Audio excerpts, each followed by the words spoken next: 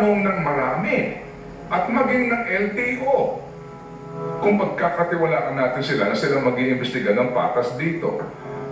Kaninong sasakyan? Inaamin po naman ngayon na ito po ay Orient Pacific Corporation na nataon po naman na pag-aari po ng pamilya ng isang senador, ng isang cabinet secretary, at ng isang mayor.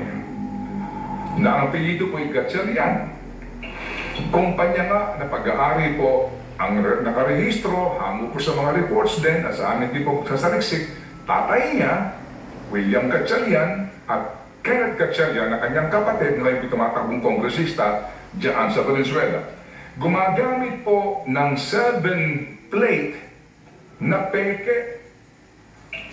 So ang tanong natin dito, kung fake yung plate number, saan galing yun?